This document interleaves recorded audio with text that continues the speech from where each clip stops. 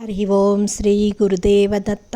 ప్రపంచంలో ఎన్నేటువంటి సాంప్రదాయాలు ఉన్నాయో ఆ సాంప్రదాయాలని మహాత్ములు ఉన్నారో ఆ మహాత్ములందరికీ సద్గురువైనటువంటి ఆదిగురువైనటువంటి దత్తాత్రేయ స్వామికి శిరస్సు వంచి నమస్కరించుకుంటూ వాసుదేవానంద సరస్వతి స్వామి గారు ఒకచోట దత్తాత్రేయ స్వామిని స్మరిద్దామని వేదాలు వెళ్ళి పదాలు చాలక మూగపై తిరిగి వచ్చాయి అంటారనమాట. అలాంటి దత్తాత్రేయ స్వామిని మన్నించటం ఎవరి తరము కాదు, కానీ మన శక్తి సామర్థ్యాన్ని బట్టి దత్తాత్రేయ స్వామిని స్మరించుకోవాల్సిందే.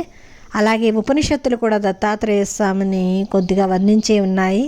ఆ అందమైనటువంటి దత్తాత్రేయ స్వామి స్వరూపాన్ని శాండిల్యోపనిషత్తు ఎలా వర్ణించిందో ఇప్పుడు మనం స్మరించుకుందాం. ఇంద్రనీల రత్నం రంగులో మెరుపు వంటి శరీరం కలిగి ముఖ చంద్రబింబముతో మంచి సువాసనలతో కూడి చతుర్భుజములతో అవతరించినటువంటి త్రిమూర్తి స్వరూపమైనటువంటి విష్ణువై శంకు చక్ర పద్మము గద అనేటువంటి దివ్య మంగళ స్వరూపమే దత్తాత్రేయ స్వామి. ధ్యానం చేసేవారికి స్వామి ఎక్కువగా ఈ రూపంలో దర్శనమిచ్చి ఆశీర్వదిస్తూ ఉంటారన్నమాట.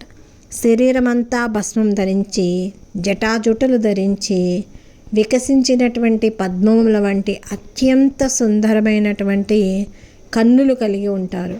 స్వామివారు యోగి జనప్రియుడు, విశ్వగురువు భగవాన్ దత్తాత్రేయ జ్ఞానయోగి అయి విశ్వమంతటికీ సర్వసాక్షి అయి భక్తవత్సలుడుగా, కృపామయుడిగా, కరుణాసముద్రుడుగా కేవలం తన భక్తి కలిగిన భక్తజనులకు సులభముగా దయాసింధువుగా అందరికీ దర్శనమిస్తూ ఉంటారు.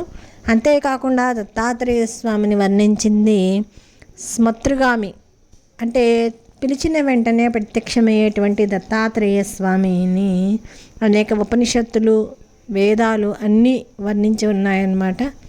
అందుకే నేను దత్తాత్రేయ స్వామిని వాసుదేవానంద సరస్వతి స్వామి స్తోత్రాలతో స్మతృగామి సభక్తానాం కామదోరి పునాసన,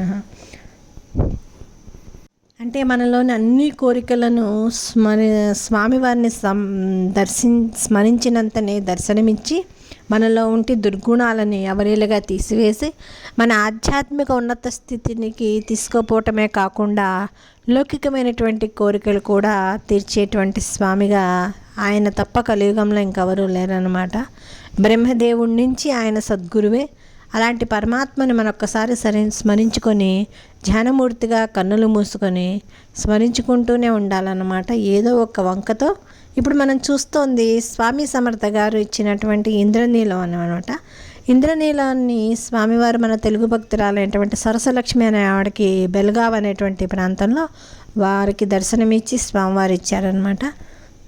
మనం చూస్తోంది కూడా బెల్గావి అనేటువంటి ఊరిలో మన తెలుగువారైనటువంటి సరసలక్ష్మి అనే ఆవిడకి స్వామి సమర్థకి సేవ చేసుకోగా ఇచ్చినటువంటిది అనమాట ఇంద్రనీలం. అది మనం చూస్తున్న అతి సుందరమైనటువంటి దత్తాత్రేయ స్వామి ఫోటోలు మొత్తము కూడా బెల్గావిలోని త్రిపుర సుందరి దత్తాత్రేయ స్వామి పాదుకా మందిరం అనమాట. ఈ మందిరాన్ని బెల్గావి వెళ్ళిన వాళ్ళు తప్పకుండా దర్శించుకోండి. స్వామి సమర్థ ఇచ్చినటువంటి ఇంద్రనీలంతో పాటు స్వామి సమర్థ పాదుకలు, వారి చిన్న విగ్రహము, ఒక త్రిశూలము, అనేక వివిధ వస్తువులు ఉన్నాయన్నమాట స్వామి సమర్థ ఇచ్చినవి. అందరూ తప్పకుండా దర్శించుకుంటారు. హరి ఓం శ్రీ గురుదేవ దత్త. అవధూత చింతన శ్రీ గురుదేవ దత్త. సర్వం శ్రీ దత్తార్పణమస్తు.